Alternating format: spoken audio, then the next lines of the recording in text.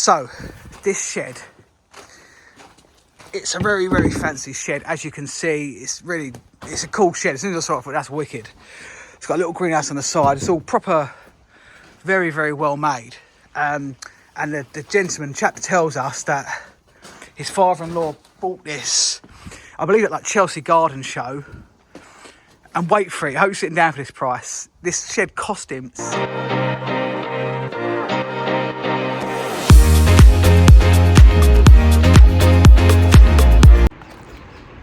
I've got a smile on my face because this is the first day back for us clearing houses. We've obviously had a lovely break over Christmas. I haven't stopped working. I've still been over at the shop and doing other things, but this is going to be our first day back clearing. We've got Kev and Harrison with us today. We've got clearance today. Morning, guys. All right, clearance today, and then we've got a clearance tomorrow, and we've got clearance on Friday. So it's a very good first week back. Guys are here. Let's get this done. So we are in Worcester Park for our first job. Not the biggest house to clear, but still, it's quite a bit in there. It's some really nice modern furniture. It isn't right for us for the shop, but it would either go to charity, car boot, or we have a number contact Dave, who sometimes buys our modern furniture from us. But yeah, well, we're going to make a start now. I'm going to film for our Instagram first, do our before and afters. So if you want to see that short video, it'd be like a minute video, do head over to our Instagram account, which is just clearance crafters. You can find us over there for all our content on Instagram.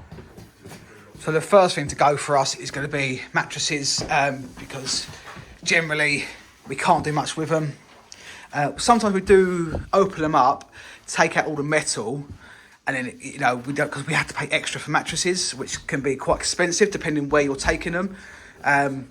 But the bed itself is, as I told you, only a couple of years old. So we will dismantle this, and we'll be able to donate it, or car boot. Probably more than likely it'll be donated rather than car boot sale, because it's just not the sort of thing we take to car boot sales.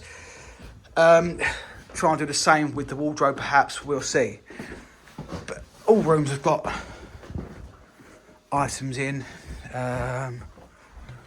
So we've got another nice pine bed, pine wardrobe, really decent pine chest of drawers, but again, it's not right for us in terms of age. However, it's a really good quality chest of drawers, and a nice little oak side table / bookshelf, and that's it. And then we've got a loft, which there is lots in a loft, so we're going to work our magic now. So when we're doing a job like this, our process remains the same, and everything we do, if you've been following us for a while, you know we do our best to avoid landfill. And really, the mattresses are going to be rubbish. Can't do a lot with them. There might be a bag or two of like rubbish, these sort of bags, but there's not much that will go to landfill, not much will be rubbish. A little bit, tiny bit to the shop. I'll show you what will go to the shop soon. Big bunch, car boot charity, massive bunch, and then the rest of it will be recycled. Any rubbish wood, any rubbish metal, all be recycled. So there really isn't going to be much rubbish on this job. You know, we're just doing what we can to avoid landfill, and it's working a treat. So this is young Harrison. Now, someone said they want to see more of the team, so I'm going to try and show you more of the team. I call him young Harrison because he's very young. And there's Kev behind. So, Harrison, house clearance today. How are you finding it? Very nice. Very nice. Good. So Harrison started off in the shop on Saturdays. He still does Saturdays at the shop, and now in the week he comes out of us in the clearances. On a scale of 1 to 10, Harrison, how much do you enjoy your job? 10. There we go. 10 out of 10. Can't get better than that. He's obviously, he loves it. It's very rare that you find such a youngster like Harrison who is so interested in what we do. There's a lot more to Harrison than meets the eye. We will dig deeper in some other videos with Harrison and Kev. He's over there. He's locked out. But so stay tuned for new videos, and we're going to include the team a bit more. There is going to be a very, very good video coming up with Kev. We're going to film that next week. Very good video, so definitely stay tuned for that one. One thing we always do in our jobs, no matter how big or small, is hoover through the property. As you can see, that room's now cleared. It makes such a big difference when we clear and hoover. I mean, look at that. These bits are staying, but Kev's hoovering this room. We're nearly done upstairs now, so I'll get some stuff out of the loft. But any clearance companies watching this, or you're just starting a clearance company, there's so many who I see online who don't hoover. after they clear their property. Every business is built on reputation and the service and the quality of your job. If you're not hoovering at the end of the job, it looks a bloody mess. It doesn't take a lot to have a hoover in your van, hoover up. So anyone who has a clearance business or starting one, that is a key element to your service, is make sure you hoover through. No matter how big or small the job, always do it because it's such a lovely touch. So we are now in the loft. Not the most full loft I've ever cleared by any means. Most is empty boxes, but there might be some bits up here, so we'll have a little look and clear it. So this is now all at the loft. As we guessed, 90% of it is just like general rubbish, old wood, old tiles. That's a nice bit of fabric, which can go to the shop. Someone will make something from that. It's a really nice bit of like 60s, 70s fabric. Maybe a tent from the 60s, 70s. But in general, just going to be rubbish. So we'll crack on with this now. So we are now in the garden area. These two need to go in a second. But so this shed, it's a very, very fancy shed. As you can see, it's a cool shed. As soon as I saw it, I thought, that's wicked. It's got a little greenhouse on the side. It's all proper, very, very well made. And the gentleman chap tells us that his father-in-law bought this, I believe, at like Chelsea Garden Show.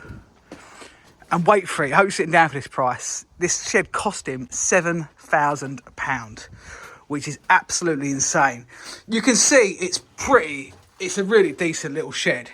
But £7,000 shed is just insane to me, because it's just a shed. But anyway, some people obviously have more money than sense. But we got to clear this now, so we're going to crack on and clear this right now. Any like half open bags of soil, as we got here, we just basically throw them back into the flower beds, because obviously it makes zero sense for us to actually clear it.